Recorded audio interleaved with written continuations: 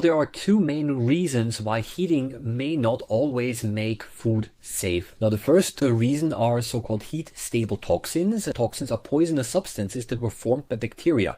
Some bacteria produce the toxins and they remain active even after heating. Heating does kill many bacteria, but the toxin they produced can stay in the food. And a good example here is the bacterium Bacillus cereus. It produces a toxin called cereulide. Now, this toxin is heat stable, and once it is present in the food, boiling or reheating will not destroy it. There are other toxins that are destroyed by heating, but not this one here.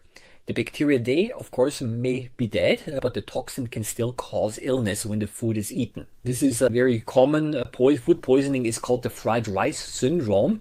And this is when cooked rice is stored without cooling, and this allows bacteria to grow and to produce the toxin.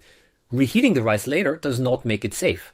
The consumption of this toxin typically causes vomiting and nausea. You feel ill, and sometimes within a few hours after eating. But in some cases, if you take in too much of this toxin, then it can even lead to severe illness and even liver damage.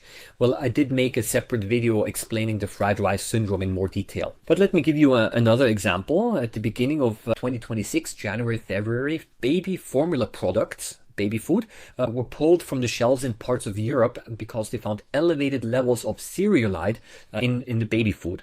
And the toxin was already present in certain ingredients before manufacturing. So it is not like this that the bacteria grew in the baby food and then produced the toxin. It was already present in the main ingredients. Now, heating the baby food does not remove it because the toxin is, as we already know, heat stable.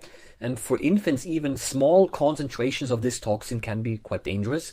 And in this case, unfortunately, there is nothing that we consumers can do. Basically, that's why it's so important that food safety authorities, they set certain critical limits of the toxin, and they're monitoring the food products. But once bacteria have already grown and produced the toxin in the main ingredients, then heating is, of course, going to be too late. Now, there's also a second reason why heating does not always